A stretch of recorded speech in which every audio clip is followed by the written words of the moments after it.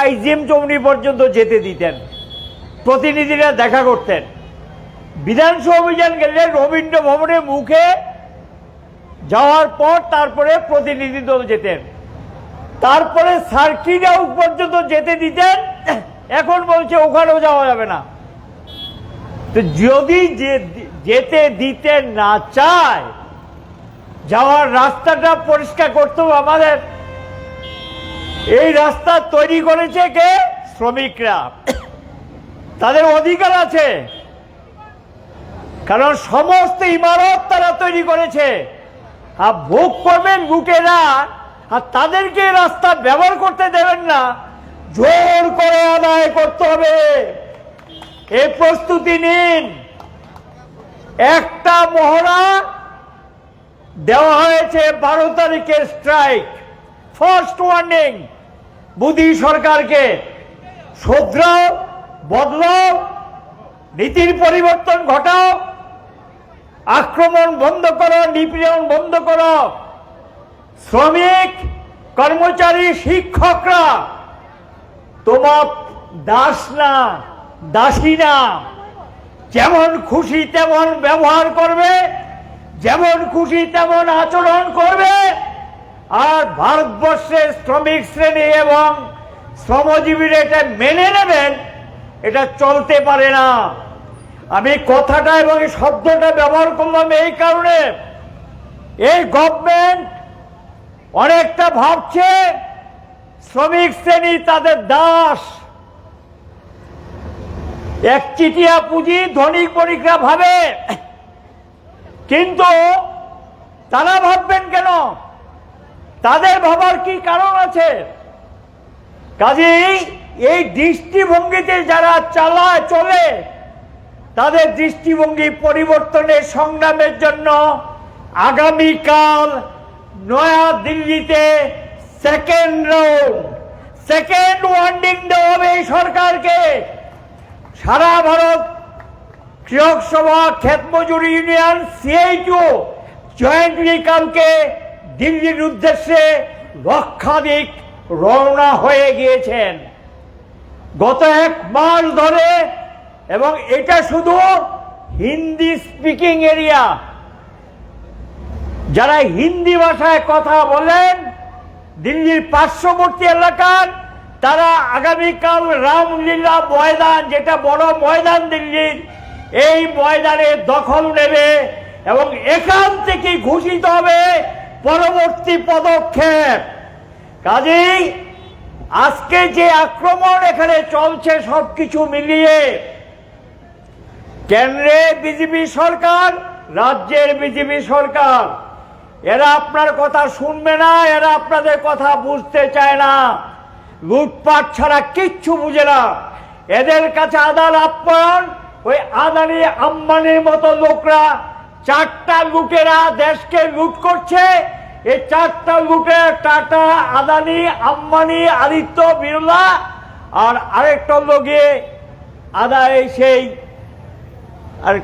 Adani, Ambani, tata, আর আরেকটা হলো আদিত্য বিড়লা। এই 4টা আমরা হিসাব করেছি। এই 4টা এমনিতে আছে 100, এগুলোকে গণার বাইরে দিলাম। এই 4টা এখন এই সরকার চালায়, যা বললে তাই করে। এই যে ইরানের যুদ্ধকে কেন্দ্র করে ভারত সরকার যে নীতিটা নিয়েছেন, আসল ঘটনা কি জানেন? ইসরায়েলের ব্যবসাটা কার? মোদী সাহেব ইসরায়েলের ব্যবসা সুযোগ কারে করে দিয়েছেন? আপনারা জানেন, আদানির বিরাট কারখানা, বিরাট কারবার খুলে বসেছে এখানে, অস্ত্র তৈরি কারখানা ইত্যাদি শোনা যাচ্ছে ইসরায়েলে। কাজে বন্ধুত্ব তো রাখতে হবে, আমেরিকার সঙ্গে তো বন্ধুত্ব রাখতে হবে। কারণ আমেরিকাতে গিয়ে এই আদানি ফাঁদে পড়ে গেছেন, তদন্ত হয়েছে, দোষী সাব্যস্ত হয়েছে। এখান থেকে বলে দেওয়া হয়েছে চুপ থাকো, মাতামাতির দরকার নেই, তোমার সমস্ত কথা মেনে নেব। কে দেশ চালাচ্ছে? নরেন্দ্র মোদী না 4টা কোম্পানি? কাজেই এই 4টা কোম্পানি এই লুটপাটের হাত থেকে দেশ রক্ষার সংগ্রাম দেশাত্মবোধ নিয়ে, দেশপ্রেম নিয়ে এই লড়াই করছি আমরা শ্রমজীবীরা এবং গণতান্ত্রিক মানুষ। আমরা এই লড়াই শুধু আমাদের নিছক কিছু দাবি দেওয়ার লড়াই না, এই দেশকে বাঁচানোর সংগ্রাম। আমরা জানি মানুষ যদি বাঁচে দেশটা বাঁচবে, আর দেশটা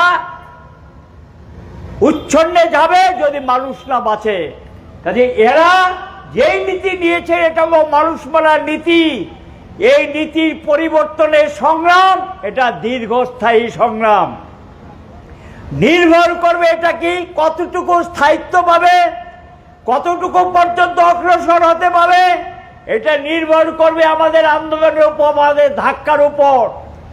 ধাক্কাটা যদি জুড়ে দিতে পারি, মানুষকে যদি রাস্তায় নামাতে পারি, পরিবর্তন অনিবার্য হতে বাধ্য। এই বিশ্বাস আমাদের আছে, এই আস্থা আমাদের আছে। কারণ পৃথিবীর ইতিহাসে আমরা দেখেছি লড়াই করে এটা আদায় করেছে। এই যে লক্ষ্য করবেন, এই যুদ্ধ বিগ্রহ চলছে।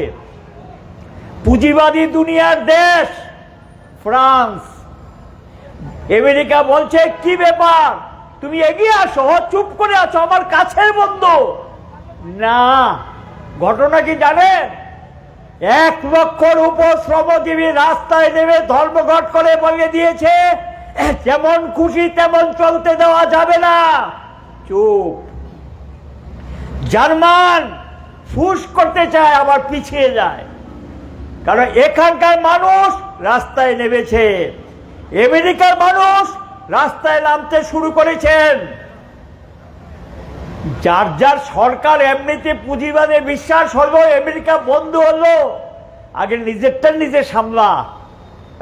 আগে আমেরিকার কথায় যেমন যেমন দৌড় দিতেন, এখন লক্ষ্য করছেন কিনা সেই কথা সবাই শুনছে না। কেন? ওই যে মানুষের লড়াই, মানুষের রাস্তায় নামা, মানুষের সংগ্রাম, মানুষের ক্রোধ, মানুষের আন্দোলন, এটার মধ্য দিয়ে দিশা কিছুটা হলো ঘুরাতে সক্ষম হয়েছে। আমাদের আজকে যে পরিস্থিতি চলছে, এক ভয়াবহ পরিস্থিতি। জিনিসপত্রের দাম ভয়ঙ্কর ভাবে বাড়বে। যুদ্ধ মানে আমার আপনার পকেট কাটা পড়বে, বেকারে দেশ ছেয়ে যাবে, অর্থনীতি বিপর্যস্ত হবে এবং লুটেরাদের লুটপাটের সুযোগ হবে। এই অবস্থা থেকে আমরা চাই শান্তির সপক্ষে। আমরা যখন শান্তির মিছিল করি অনেকে বিরক্তি প্রকাশ করেন। এখন তো বুঝতে পারছেন যুদ্ধ বিগ্রহের অবস্থাটা কি দাঁড়ায়, কত বেড়েছে তেলের দাম, গ্যাসের দাম, জিনিসপত্রের দামও বাড়লো যদি এটা বেশি দিন চলতে থাকে। আমরা চাই শান্তিপূর্ণ আলোচনার মাধ্যমে এর সমাধান হোক এবং শান্তিপূর্ণ আলোচনার মাধ্যমে সমাধান চাই। কিন্তু সবটা তারা শান্তিপূর্ণ আলোচনা চাইবে না। কেন বলুন তো? কারণ বেকারদের কিছু দেওয়ার নেই, আমজনতাকে দেওয়ার কিচ্ছু নেই, সবই তো লুটপাট হয়ে গেছে, দেশের জিনিসপত্র সব বিক্রি করে দিয়ে দিয়েছেন। সুতরাং যুদ্ধ যদি লাগিয়ে দেখা যায় অস্ত্র বিক্রি করা যাবে এবং অস্ত্র বিক্রির সুযোগ নেওয়ার জন্যই এরা এই যুদ্ধ বিগ্রহের পথটা বেছে নিয়েছে।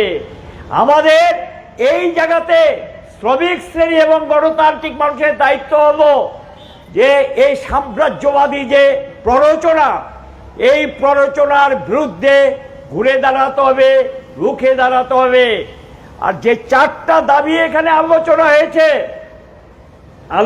হয়েছে সবটা করেছেন। আমি শুধু এই রাজ্য সরকারের উদ্দেশ্যে বলবো, বামপন্থী সরকার থাকতে প্রত্যেকবার ডিএ বাড়ার সঙ্গে সঙ্গে একটা লামসাম টাকা স্কিম ওয়ার্কার সহ ডিআরডব্লিউ অনিয়মিত কর্মচারীদের দেওয়া হতো। আপনারা কেন দেন না? কি অপরাধ করেছে তারা? সারাদিন তো তাদের সঙ্গে কাজ করান।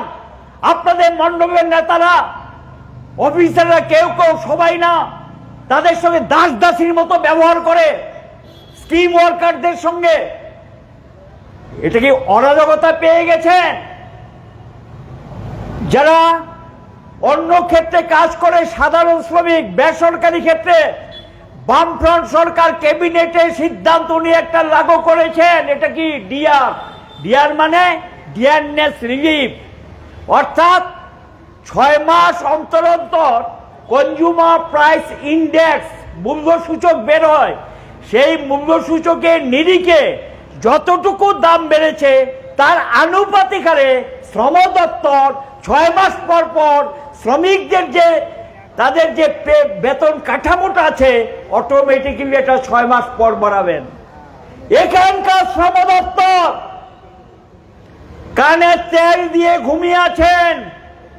6 মাস পর পর এই ডিআরটা তাদের বাড়ার কথা, 1 পয়সা বাড়ে না। এটা রিভিউ করে না, এটা পর্যালোচনা করে না।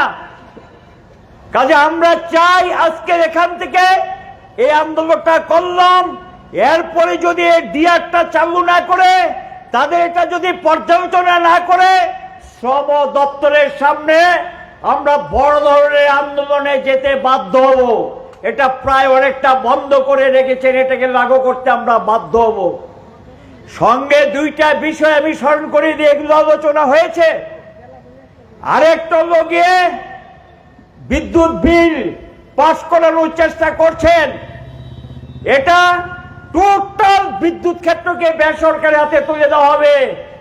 এটাকেও আমাদের আটকানোর জন্য রাস্তায় নামতে হবে।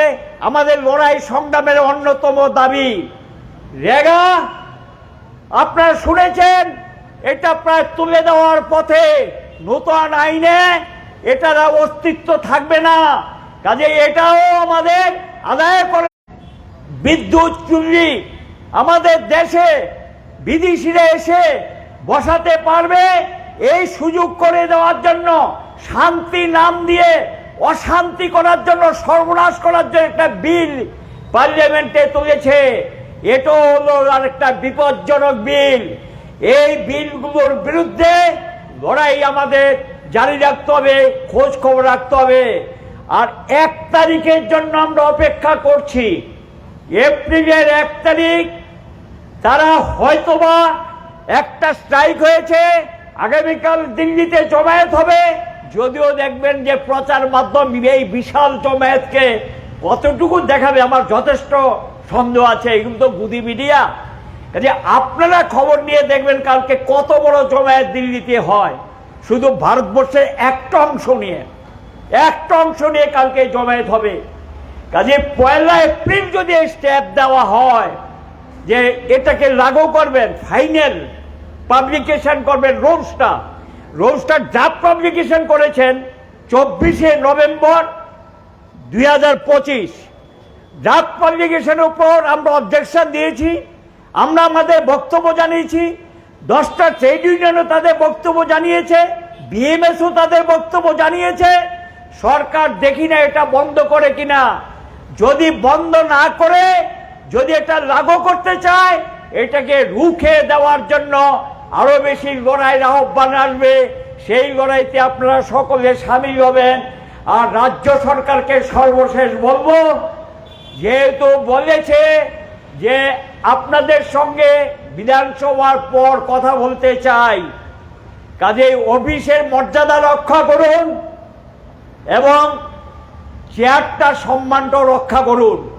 এবং সেটা রেখে আপনাদের যে দাবি, সেই দাবি কপি আমরা এমনিতেই পাঠিয়ে দিয়েছি। যদি ডাকেন আলোচনায় যাব, আলোচনা করব, পরবর্তী সময়ে আলোচনায় বিষয়বস্তু আপনাদের সামনে তুলে ধরব। আমার খুবই সন্দেহ আছে ডাকবেন কিনা, কারণ অতীতে অনেক কথা বলেন। কারণ এটা তো প্রতারণা করছেন। 18 থেকে শুরু করেছে রাজ্যে, এখনো খালি চলছে। সারা বছর মিথ্যা কথা বললে তো ভোটটা আসলে একটু বেশি মিথ্যা কথা বললে। এদের প্রতি বিশ্বাস আস্থা মানুষ হারিয়ে ফেলছে। তবু বলবো, সততার নামে কোনো শব্দ যদি থাকে তাহলে নিশ্চয়ই সেখানে আলোচনা করে বিষয়গুলি সম্পর্কে আপনাদের যে অবস্থা সেটা আপনারা পরিষ্কার করবেন।